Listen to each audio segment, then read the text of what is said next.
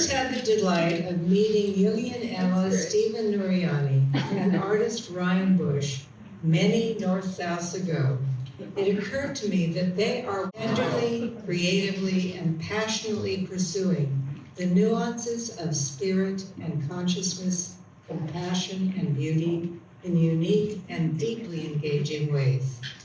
Today we get a twofer, these two exceptional human beings threading their individual gifts and wisdom into a double helix of healing for our troubled world.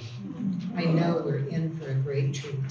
Please join me in welcoming my friends Stephen and Ryan, who will offer us their insights into rooted radical presence and thriving in dark times.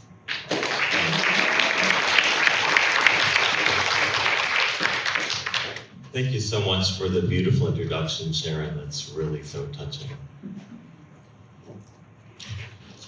We wanted to start by acknowledging the pain of everyone touched by the LA fires, as well as the wider pain that so many of us are feeling from all our stresses, struggles, and turmoils. Some of us are struggling with this darkness at a much deeper and intense level, but it's a blessing to be able to find our way together from ashes to green shoots.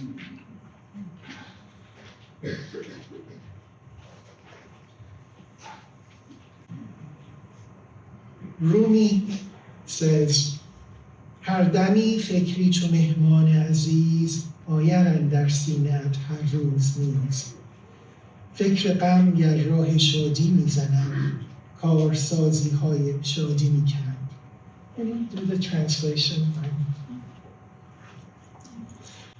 This being human is a guest house. Every morning, a new arrival. A joy, a depression, a meanness. Some momentary awareness comes as an unexpected visitor. Welcome and entertain them all, even if they're a crowd of sorrows who violently sweep your house. The dark thought, the shame, the malice. Meet them at the door laughing and invite them in. Be grateful for whoever comes, because each has been sent as a guide from beyond. While celebrating the winter solstice, the darkest night of the year, and exchanging stories about thriving through darkness, Ryan and I came up with this phrase, rooted radical presence. Now I realize it might be also out there, but we just kind of organically kept thinking of names, and this is what we came up with. The phrase for us brings together three distinct but interwoven movements. Rooted points to groundedness and depth. To be rooted is to be connected to something beneath the surface, where they receive nourishment from below, from darkness, from what is hidden. Rooted in tradition, in the body, in the unconscious, or the sacred ground of being. Radical comes from the Latin word radix, meaning root. So the word literally doubles back on itself. But it also means going to the essential, refusing surface solutions, not accommodating the status quo, and being willing to challenge what is conventional. Presence is the capacity to be here and present, as described by several mystical traditions. It's like the capacity to be fully present to what is arising in oneself, in the other, in the moment, and in indivisible dimensions of experience. It requires a relationship with the deep unconscious, with the body, and with the soul. So taken together, this is how we come up with a definition for rooted radical presence, but you may have yours, and I think there could be many definitions. But this is how we defined it, as the capacity to remain deeply connected to one's ground of being, psychologically, spiritually, and bodily, while engaging the world with unflinching honesty, integrity, and full availability. even in times of darkness, disorientation, or collapse. We're going to share with you some ideas from a multidimensional approach towards rooted radical presence with personal examples. In my journey through dark, difficult times, I have drawn upon wisdom from Sufism, the Kabbalah, contemplative Christianity, Buddhism, and analytical psychology. Each of these traditions offer both a portal, meaning a way through darkness that transforms it into a threshold for deeper awareness, and a container, meaning a cosmological or psychological framework vast enough to hold the full reality of human suffering. Rilke understood emotions as bringing something new to birth within us, that everything is a gestation and a birthing, teaching us that we must allow each embryo feeling to come to completion in the dark, in the unsayable, in the unconscious, until a new clarity is born. In a poem, Rumi says, "Dar kharabat Muhan, nur Khuda midrakhshad," which means, in the midst of the darkness of the ruins of the city of Mugan, the light of the divine shines. The journey through spiritual maturity requires growing a capacity to hold paradox, meaning terrible loss often carries and reveals treasures we could not imagine. The approach of rooted radical presence helped me get through these very difficult times. Before I tell you about my journey, I'll just very briefly describe the portals and containers of the spiritual approaches that helped me. First is from the approach of contemplative Christianity. I share with you two portals. One is the dark night of the soul of St. John of the Cross, which all of you are familiar with, which is perhaps basically one of the most developed mystical teachings on presence through darkness, in which God seems utterly absent and the soul experiences profound desolation. The dark night journey actually strips away our false idols, our insecurities, and our naive, maybe thoughts, so that we might come to a more profound realization that we already possess a union with the divine in ourselves, and that the divine is already within us. This very presence in darkness is what transforms. That through being present to suffering, through grace, we might transform our suffering into something meaningful. The other example is the work of Teresa of Avila, which I love, who described periods of spiritual aridity, doubt, and darkness, where maintaining presence, continuing prayer without consolation, becomes the test that allows passage to the deeper chambers of what she called the interior castle. Teresa writes extensively about periods when prayer brings no satisfaction because it seems useless when you're in that state. Nothing seems to change and actually gets worse, but we feel abandoned by God during these moments. The next approach, briefly, is Sufism or mystical Islam, in which presence or huzur means being fully awake and attentive to the divine in the moment. And true presence operates at the spiritual heart level, not wandering in thoughts of past or future, but being fully attentive to the divine here and now. During times of darkness, when we feel abandoned and alone in suffering, Sufism teaches us to especially practice presence. Rumi's guest house poem that Ryan just translated speaks to this, welcoming even the darkest thoughts, shame, malice, all as messengers from beyond. The practice is to remain present and hospitable to whatever arrives, trusting that it carries guidance. This is the form of rooted radical presence.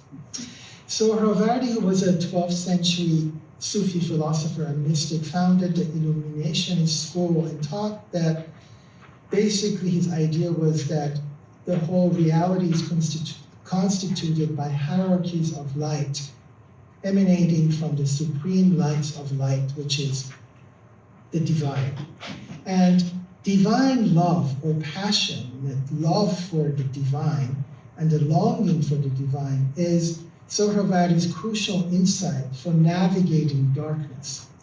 When plunged into darkness, burning desire and love for the divine light saves you from this perspective.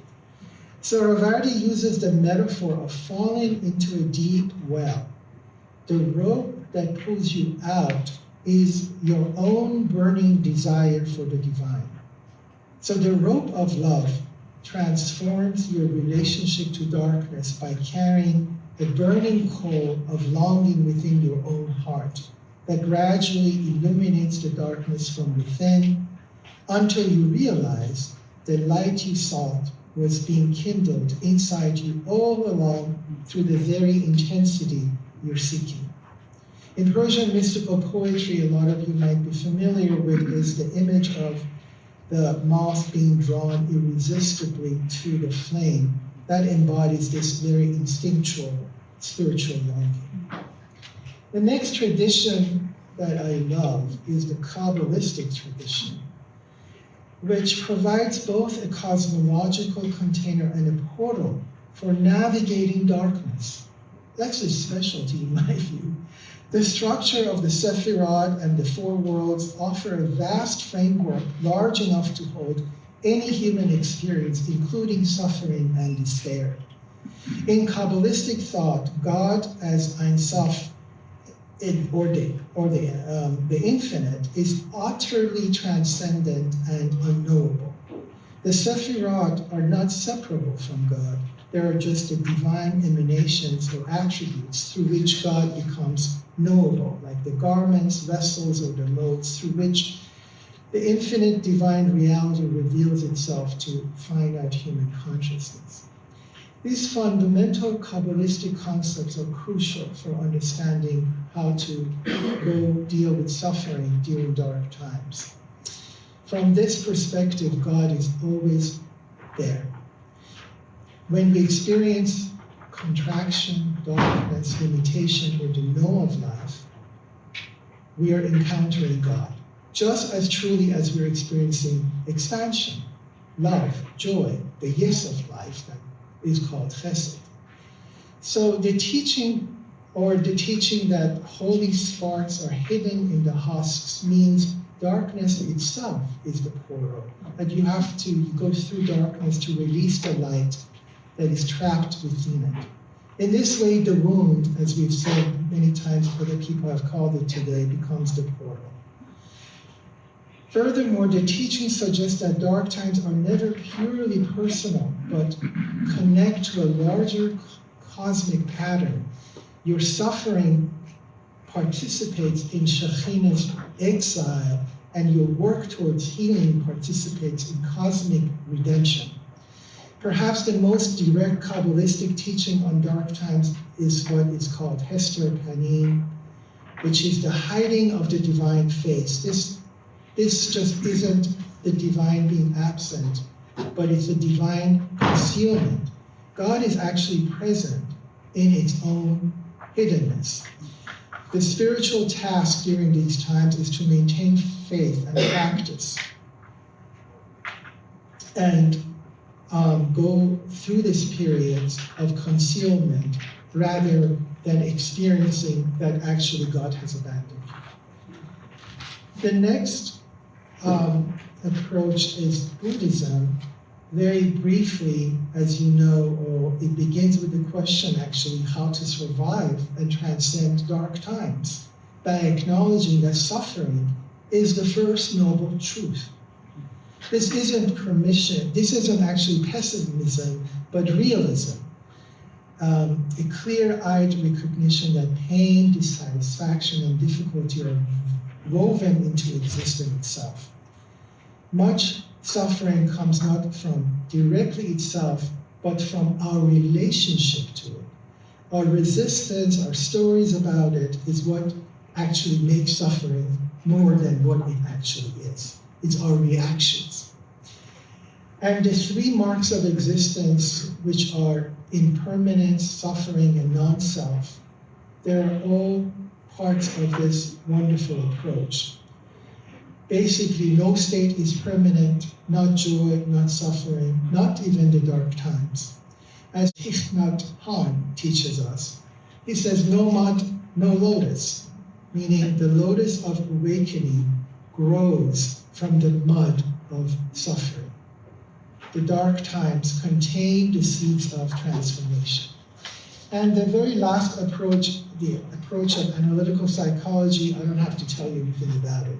The only thing is to remind us all that Jung's Red Book and what he went through to compose it was his approach, in my mind, an approach of rooted radical presence to the darkness that he went through and thrived from during one of the darkest but most creative and productive times of his life.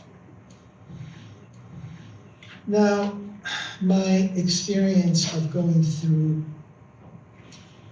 the grief that I went through, and I call it facing the unbearable. I found myself facing suffering so immense that my ordinary ways of coping collapsed beneath its weight. I found myself thrust into what felt like what they call in Kabbalistic tradition as Hester Panim, the hiding of the divine face. Where was God in this horror? How could any God let this happen?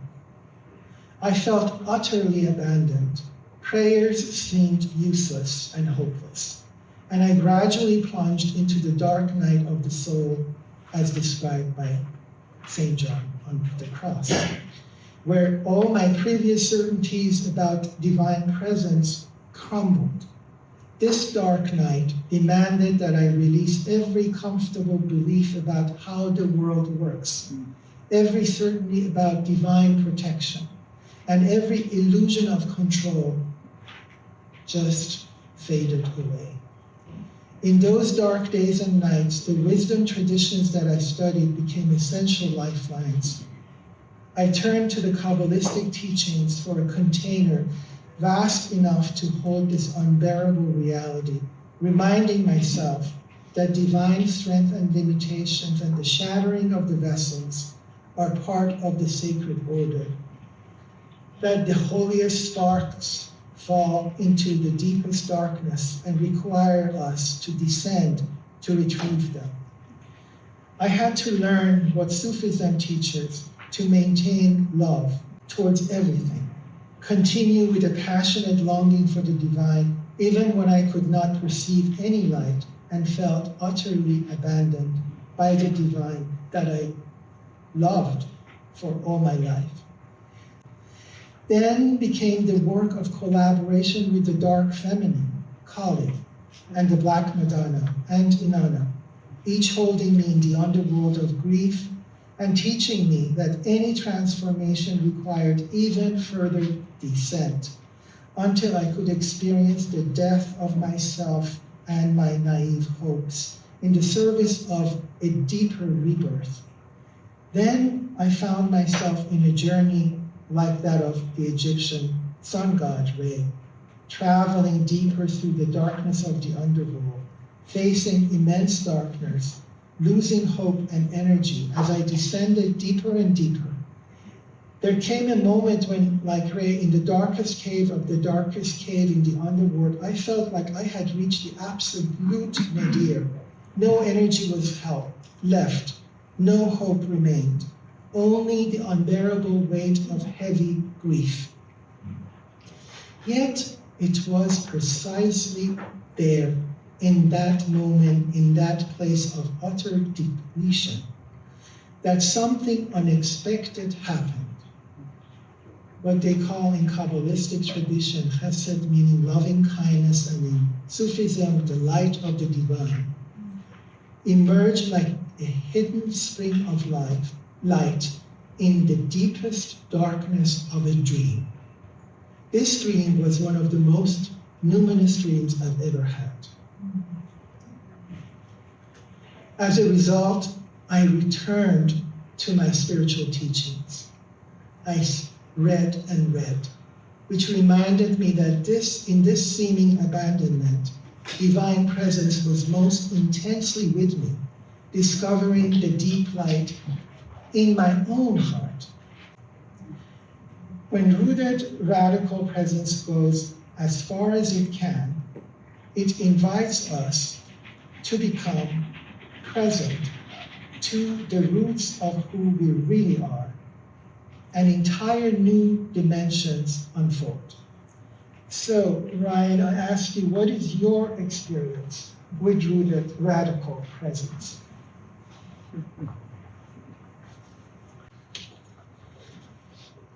So, to lay the groundwork for how I use rooted radical presence to deal with darkness, I'd like to start with how I first learned to do this kind of presence while taking these photographs of my shadow against the ground.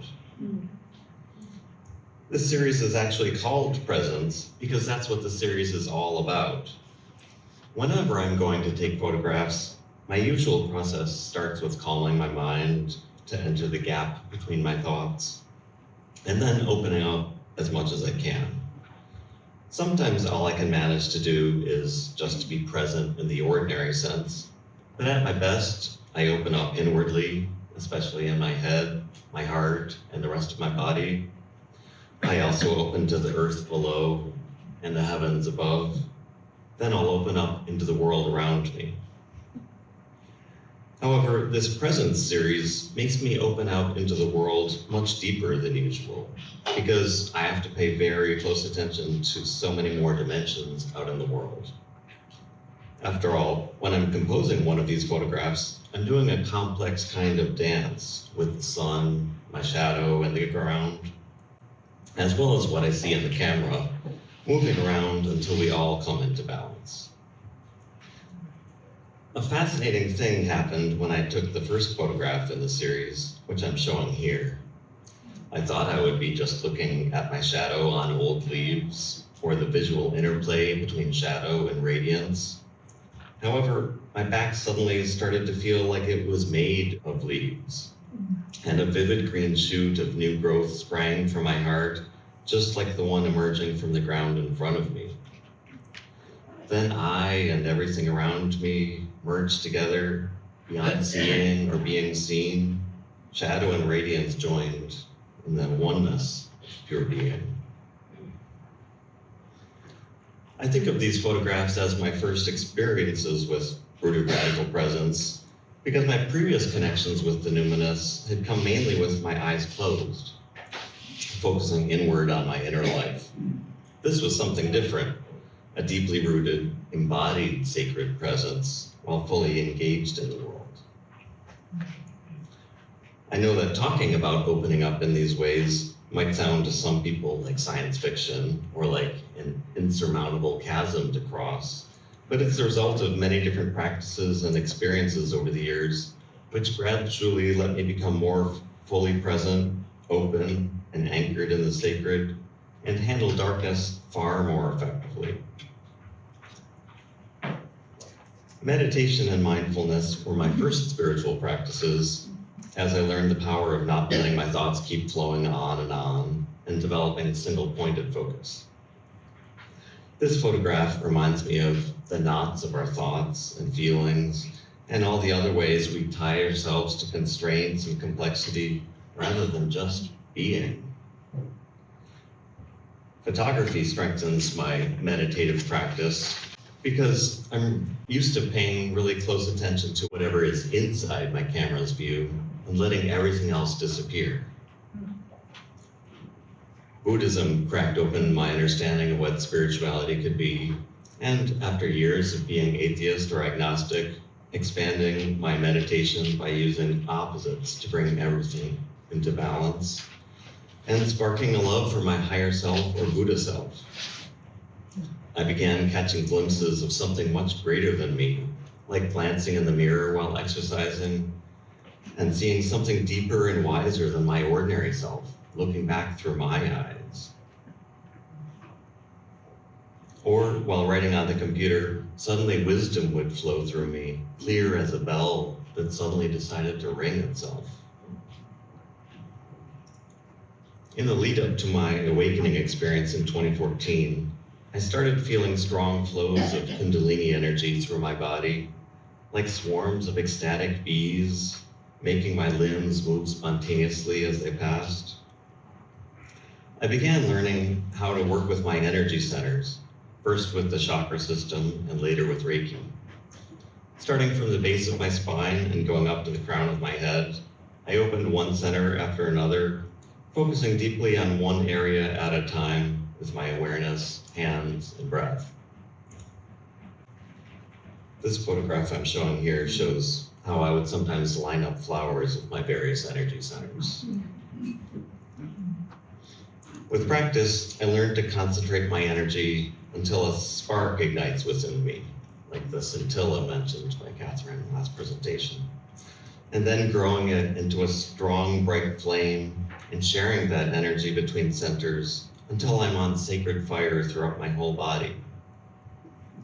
This isn't a matter of visualization or guesswork, because I can sense with my hands when energy is flowing or not, and when a center is open, there's an expansive, free, and radiant feeling. Besides, most energy centers trigger specific effects when I open them. For example, when my heart is open, I feel clear and powerful love for absolutely everything everywhere.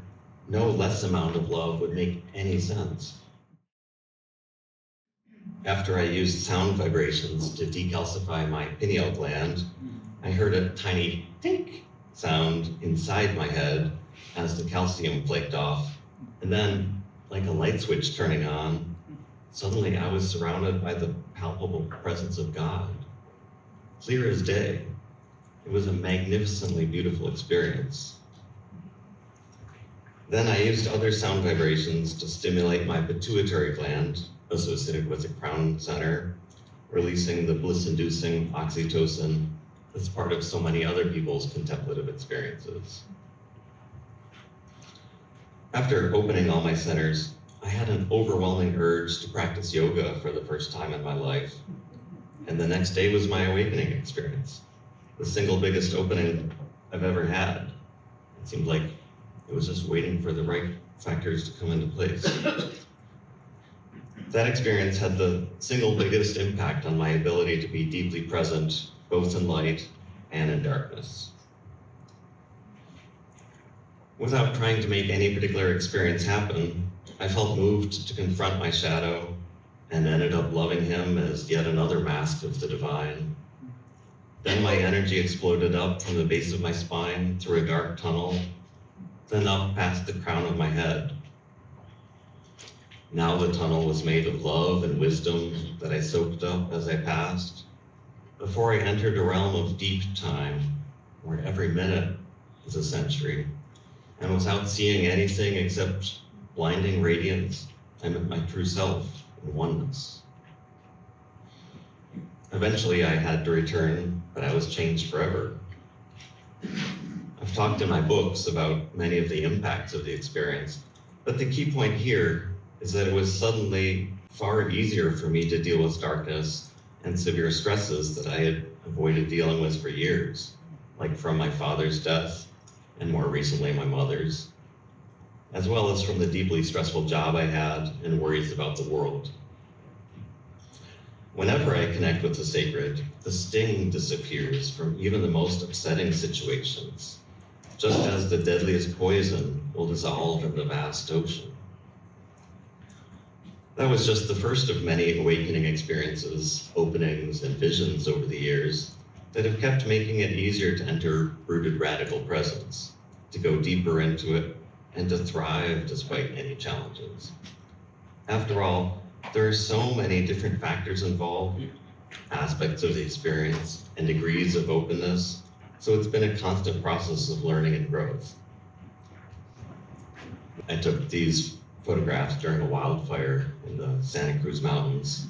So for me, this diptych symbolizes the tragic paradox of the horrors of fires and loss and the gold our souls can discover by going through the darkness. While most of my rooted radical presence happens intentionally from a practice I'm doing, after years of intense spiritual focus, some of the most fascinating experiences started happening spontaneously. For example, although I focused at first only on the front sides of my energy centers, during some network chiropractic sessions for my back, it suddenly felt like new windows had opened behind my heart and other centers. While training to be a Reiki master practitioner, visions often showed continuing openings, like a vision of my hands emerging from a block of ice, or receiving a drop of sacred living light, precious as a newborn baby. Over months, I had a series of visions of a dancing Shiva statue rising from the water, with more emerging as I made more progress with my training. And one day while working, it looked like someone suddenly opened a trapdoor over my head, and I was bathed in radiance so intensely loving and beautiful that I had to get down on my knees and worship, even though I'd never done that before in my life. I have to emphasize that all kinds of presence matter, and no one necessarily has to have any big peak experiences to live deeply and meaningfully. But for me personally, rooted radical presence has been life-changing. Because I felt so connected with the sacred in hundreds of experiences, I usually feel part of something far greater than myself. Not in an intellectual way, but from that deep sense of gnosis. After going back and forth across the threshold between worlds enough times, it becomes obvious that our connection with the divine can be temporarily hidden or submerged, but never lost. I'm happy to share my practices later on if anyone is interested, but everyone needs to have a set of portals and practices that work for them. And there are infinite options for people of all backgrounds, interests, and abilities. However, one of the main ways I use rooted radical presence is to help deal with the severe back pain I've had for more than 11 years.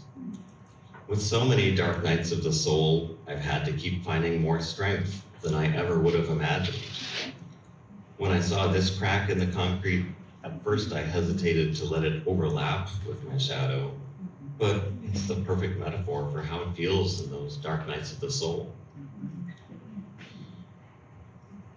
Because the pain has been so intense for so long, I've had to put together many different ways that I can use rooted radical presence, depending on how strong I feel in any moment. The pain may not go away as a result, but becomes just a physical sensation rather than pure suffering. In times when the pain is just too intense, I may not be able to muster any kind of inner strength. So I have to just be kind to myself and distract myself. I know distraction doesn't fix anything, so sooner or later I do need to face the pain directly or change my relationship with it.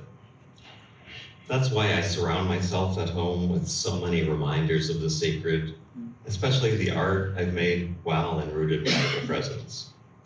After all, deep presence and connecting with the sacred don't only help us in those moments, they leave traces for the rest of our lives, making it easier to return each time we remember them. This diptych is of rolls of wire fencing lit with the first light of early morning, just like that tender yearning, that reaching out for the beloved, even amid the deepest darkness. When I have a little more energy, my main approach is to broaden my awareness, to pay attention to as much as I can in addition to the pain. The Zen teacher Darlene Cohen recommends this approach in her book, Turning Suffering Inside Out, because the richer our experiences, the smaller pain feels as a proportion of our overall awareness. For example, when I go outside for a little walk, instead of distracting myself with music or a podcast, I can just be open and curious. I might start by noticing pain sensations, but then I hear quiet sounds of my footsteps and some birds, traffic noise, maybe a distant leaf blower. Then I notice it's 7 different birds in all these different places, and a constantly shifting pattern of traffic until I'm in a vast tapestry of overlapping sound waves, and similarly complex webs of sensation for everything I can see, smell, taste, and touch, all reaching me exactly where I am, exactly when I am. It's so reassuring to know that I can immerse myself in vastness any time, whether I'm lying in bed at night or moving through the world outside. Another way that radical presence helps me deal with back pain is when I open to the numinous. In addition to the portals and practices I mentioned earlier, like meditation, deep breathing, and Reiki, I also use music, sacred imagery, and bhakti yoga to fill my heart with love and devotion. But I think of this overall practice as tuning myself or raising my frequency. I may still be in a lot of pain, but connecting with the sacred acts as a counterbalance to lift me up, like the rope at the bottom of the well that Stephen mentioned earlier. Or like this diptych video, which reminds me of the yin-yang balance of dark and light, constantly in flux and flow, always yearning for balance. Sometimes I find myself in 2 worlds at once, like being in my body with its physical pain, while my soul might be in the upper realms, surrounded by radiance. Another way that radical presence can help me bear pain is from how my perspective shifts whenever I feel connected with something much greater than myself. Like during my awakening experience, or exploring the clockwork of my soul, as in an image here from one of my visions, and every time I experience oneness. If I just tell myself that everything's okay, that only goes so far. It's completely different when Gnosis tells us that deep down we're always fundamentally okay, and that existence continues far beyond the physical world. I've always found that rooted radical presence helps me accept things far more deeply than I ever could before. It's totally understandable how upsetting things are when faced with real darkness and struggles, but when we're connected with the sacred, we can tolerate any amount of darkness without getting overwhelmed, letting us focus on finding solutions or accepting what can't be changed. When I feel brave enough, I push myself to go deeper into the heart of the pain itself, while other times I have no choice but to face the pain because it's totally overwhelming. Suffering is the blackest of flowers, but it has its own stark beauty. It strips away everything but the most essential, burning off the rest, leaving us as unbreakable diamonds. It's remarkably freeing to stop fighting what we can't change, and I'm reminded about the Tibetan Buddhist tradition of Dzogchen that Catherine talked about last time, especially the practice of Rigpa, the view that everything everywhere is all part of the same great perfection, the ground that makes up everything everywhere. This image reminds me of how light and dark are 2 sides of the same coin, and how sacred lighting can completely split us open. This is actually from the driveway of the house we used to live at, and there's a little crack going through the driveway that sometimes happen, and sometimes those cracks are the most beautiful thing ever. Rather than getting hung up on painful sensations, though, or emotions, I can use a practice from Dzogchen called Trekchö to cut through anything that arises and let them subside like passing clouds. I may still be in a lot of pain, but the suffering is optional, meaning that I don't have to react so strongly to try to fight the pain and just make the pain worse as a result. Stephen mentioned that the pain itself can be a portal to opening, and I find that's true in 2 different ways. Rumi says the wound is where the light comes in, And when we're in a lot of pain or physical challenges, the usual defenses of our ordinary self are weakened. But there are also a lot of times for me when pain seems to be a side effect of intense spiritual energies that are just about to enter me, with pain increasing really sharply in the moments before the sacred descends from above my head, reminiscent of experiences by Hildegard von Bingen and Teresa of Avila.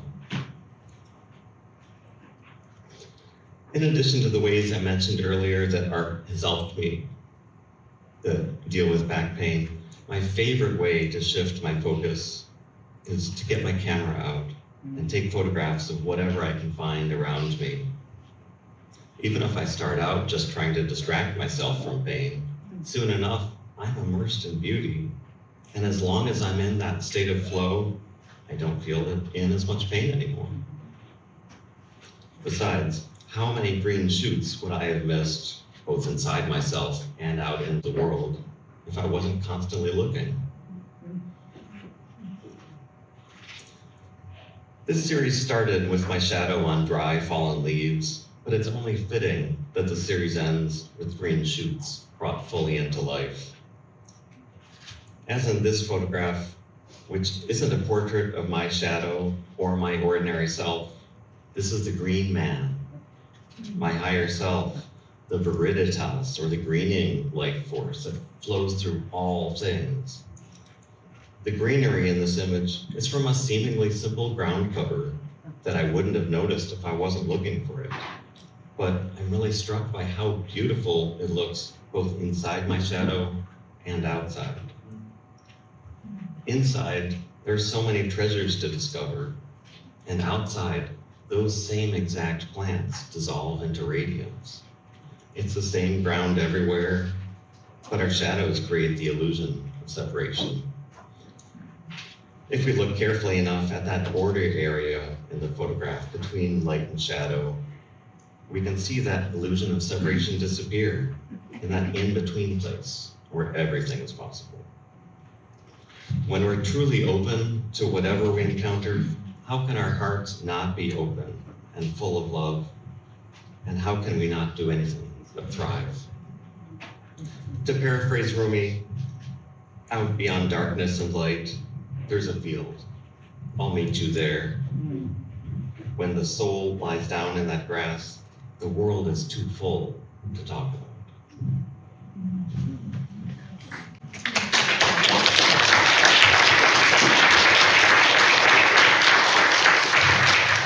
So in conclusion, when presence goes as far as it can, inviting us to become present to the roots of who we really are, entire new dimensions unfold.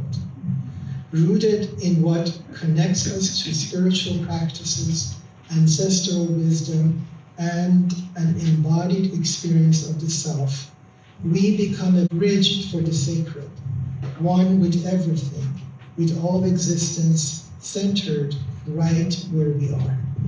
This is rooted radical presence, a way of deep being at multiple dimensions simultaneously. We have found that rooted radical presence transforms our relationship to darkness.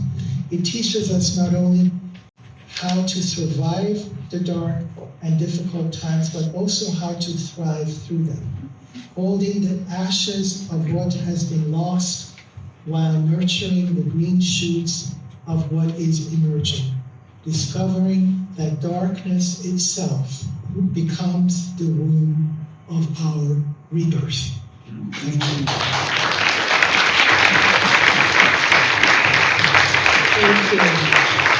Thank you. Well, thank you, both of you. And I really want to say thanks for bringing up the phenomenon of Kundalini. I remember reading Jung's treatment of Kundalini, and I said,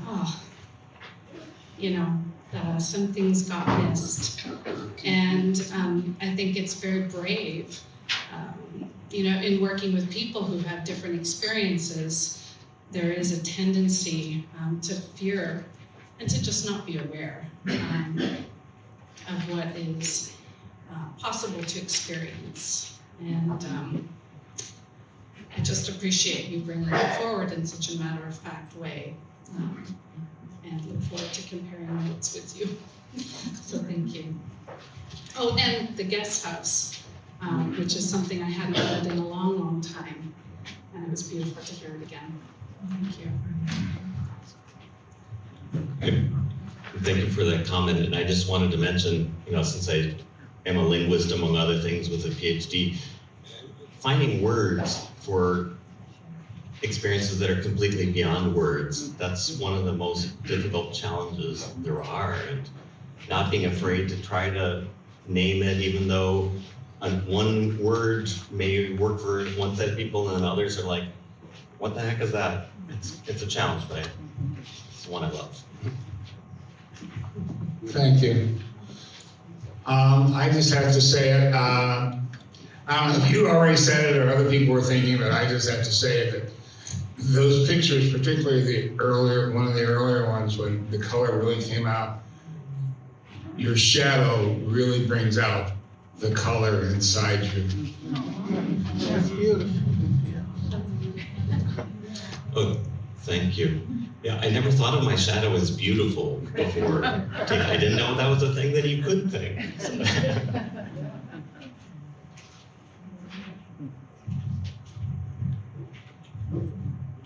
I just want to thank you both. It was so beautiful, and really want to acknowledge the immense suffering that you brought, and just wanted to hold that together with you for the morning.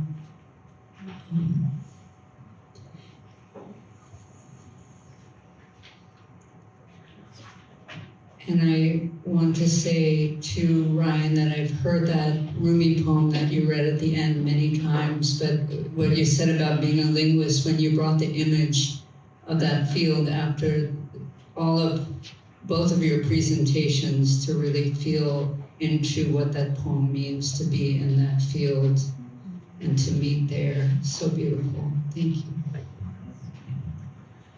Thank you, Shoshana. I was very emotional writing this, and I actually couldn't write for a long time and had to rush it the last 2 days, to be honest with you. And there's so much happening for me emotionally that is, I'm very raw. Thank you.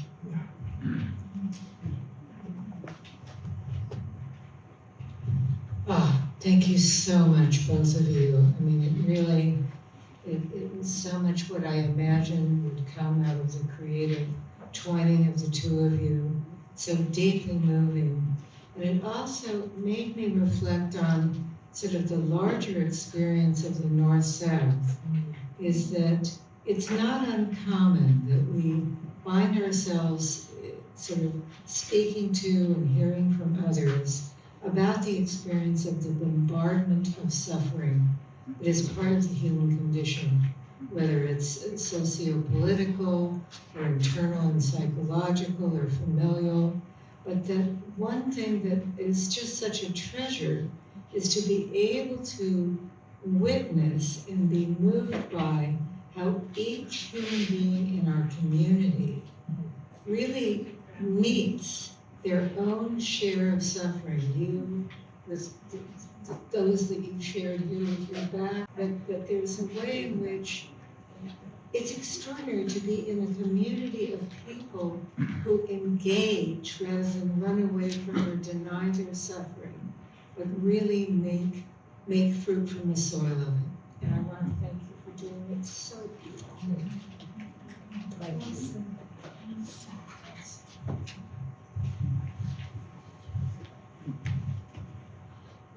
Thank you both. It's really a treat to have you present. Stephen, I have a very specific question, because often in your presentations there's an image that blue, I think it's actually a place. Can you remind me? Because there's something about the sacredness and how you use place and that image.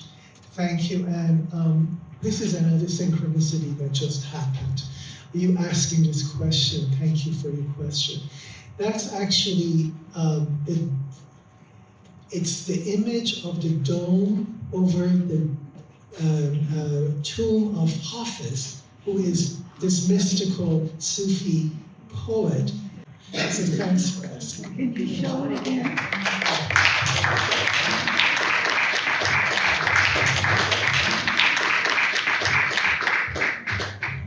One more. Thank you both so much in all of the languages that you're using and sharing with us. And I'm just going to echo, I think, something that you've said and that I've been hearing, that when we're in such anguish, there's that longing to go to something larger, the larger containers of all the spiritual traditions that you just started reading so avidly, and you going to nature, which holds everything, and seeing where the dark and the light, we're blooming together. We're there at the same time, and how, as we come together in community, it helps us to hold the suffering, something larger, the larger body that can resonate in a deeper, bigger way, help us. Thanks so much.